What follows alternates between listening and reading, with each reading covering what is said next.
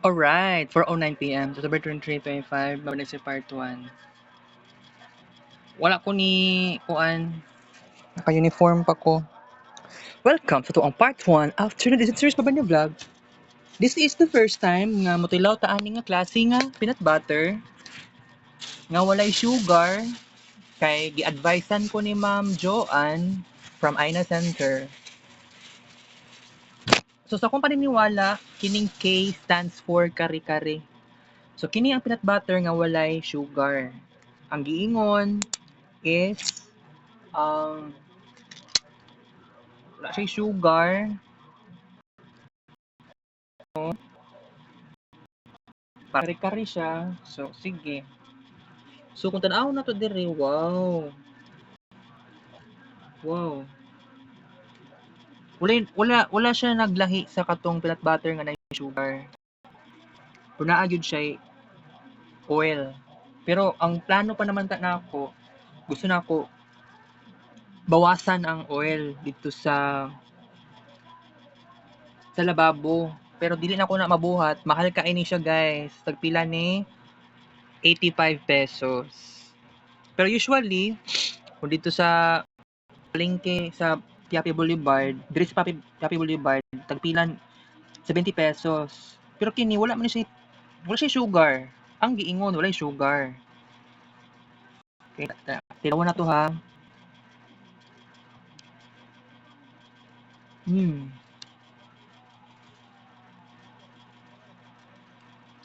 Una bago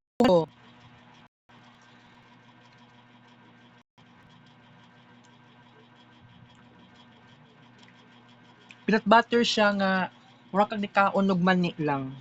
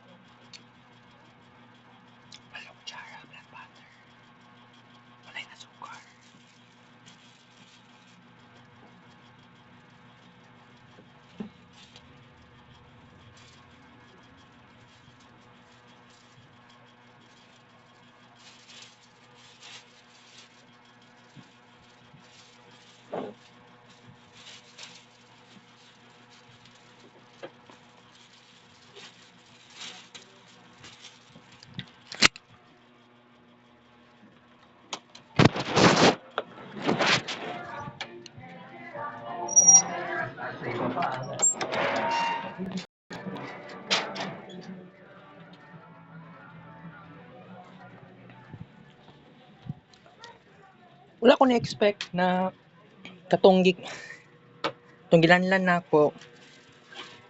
Oo ka nang nabaguhan jud ko sa flavor. So, bitaw no kung mahal lang jud kaayo siya, 85 pesos. Pero sa kanang nakasanayan ako nga mukaon og peanut butter, kanang ganahan ko kay tamis. Kini kay kanang para sa kuha karon horrible pa akong pakiramdam nga uy, unsa man ni klase nga lasa?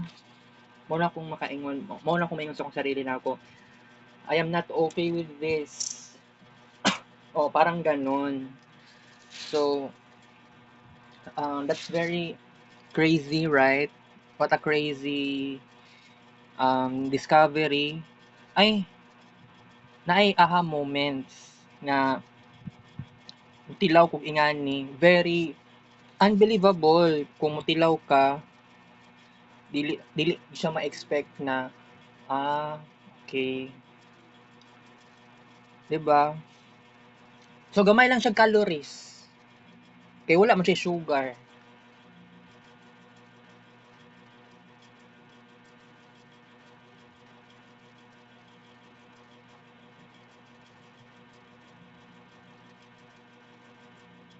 Pero nakamanggoy mantika.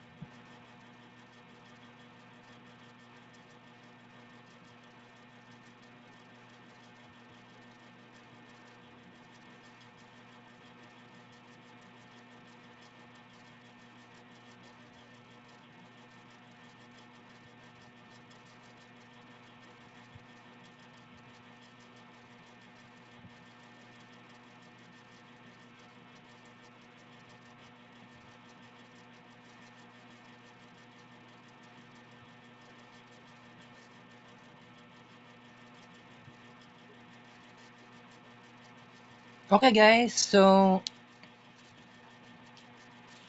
unsa pa tong ma-discuss karon? Grabe oy kanang actually na-research din ako whether peanut butter nga naay sugar or peanut butter nga walay sugar, naa gyapon siya'y taas nga calories. Pero no na tilaw man kog peanut butter karon nga walay sugar, murag kumbaga sulti na ako nga I challenge myself to eat a peanut butter na walay sugar. And okay raman pud sa kuha, pero it doesn't mean nga dili wala na ko'y kuan, I mean wala na ko'y walay calories nga nidagdag sa kuang lawas. So taas man daw siya fat content, so mao nay problema lagi. Pero ay na man peanut butter nga gamay no. So akong naisip kay of course kining peanut butter nga walay sugar sa akong na tilawan karon na ang problema na to naa siya'y oil. Dapat walay oil pero dili ko ka-imagine, actually dili ko ka maka-imagine man pero dili lang ko wala ko nasanay nga mukaon ang motilaw og peanut butter nga unsweetened. So kung imagine ninyo kung tan-awon lang yun ang peanut butter, kuan siya lami. Pero unsweetened siya, dili ko maingon nga walay lami at all. Kay actually, mao lagi favorite na ko ang peanut butter. Pero mao lagi daghan tag limitations in life, right? So mo na tong problema na to. Pero by the way, back normal na po tayo sa ating evening class edition. So na ako'y klase karon 5 to 6 PM lang naman. And akong classmate sa una si Andy Egot, classmate na ako sa first year and second year, both minor and major. Naa siya unya expected for networking 1. Kay mag-evening class daw ambot ma-evening class ba niya tanang kuan tanang major niya kay wala man ko'y communication sa iya ha. Pero nakita na ko iyang pangalan dito sa G class. Alright? So, wala ko nag-ilis og sanina karon kay ready na po ako nga moadtog eskwelahan. So mao na yung one of the reason nga kung isipon na ninyo karon nga naka uniform ko karon. Pero by the way, kining sa peanut butter na research man day na ako, di man day gyapon taas, di man gyapon baba ang calories. Kay ang peanut butter mismo naa gyapon siya sugar itself. Maski no added sugar. So okay lang yan, at least na-experience na ko ni. This is very significant. This is very important. By the way, suot kog uniform karon, large ang size. Pero I am hoping mupayat lagi ko kay magkuha ko og uniform na pang senior college. Alright? Pero by the way, mangutana jud ay ko ani kay Ma'am Rosie ala. Kay Ma'am Rosie or kay Ma'am Cherry. Wa naman tay oras karon no, pero pwede pa man yata ugma. Dili ko sure ha. Taas daghan pa man kay mga adlaw. Kay naa pa man ta karon sa first sem, second term, wala pa man ta naka second semester. Kay kung lihukon ko ni sa second semester pa about sa networking 2, that's very bad. Kay mao lagi ang plano. Kay ningon si Ma'am Rosie, tutorial. Pero ako naman daw isa, that's pretty insane. Kay ako ray isa, so mahal daw kang bayad. Pero mao lagi na nadamay pa hinuon ang taga-registrar sa Assumption and taga-registrar sa Samson sa yaw-yaw sa akong mama. Pati ako, actually ako na-embarrass. Na-embarrass ko sa situation. I really hate that. I am hoping na matapos na ning inganing nga problema kay wala man ko gipanganak nga maging yaw-yawero nga mosundog sa akong mama. Okay? Mopalit ko peanut butter na gamay. So sabihin na lang natin, kato ay kumbaga na may peanut butter nga gamay sa palengke diri sa Piapi Boulevard. Pero kini nga napalit na ko karon na peanut butter na walay sugar. First time na ko mutilaw ani. First time. Kay kini nga peanut butter para sa kare-kare gyud siya. Ang mo na gingon ni Ma'am Joanne kaganiha kani adto man kog Aina Center kay dugay na ko wala ni balik. So gituyo na ko adto sa Aina Center. Kay actually wala naman ko lain pangbuhaton. Actually plano na ako gusto ko moadto og kuan, gusto ko moadto og SPMC. Kaya lang mas gwapo na iprayo lang sa day nako ang Aina Center kay wala koy adto-adto dito. So last akong adto September 1. So karon September 23 na ta. Dugay na ko ni adto dito. My goodness.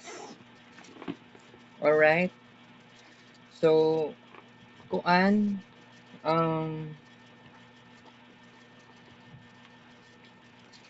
basta guys lalaban ako guys. Lalaban ako para sa kaayuhan sa life nato. Alright? So, di na po ko magdugay karon kay moadto pa ko, mag-commute pa ko.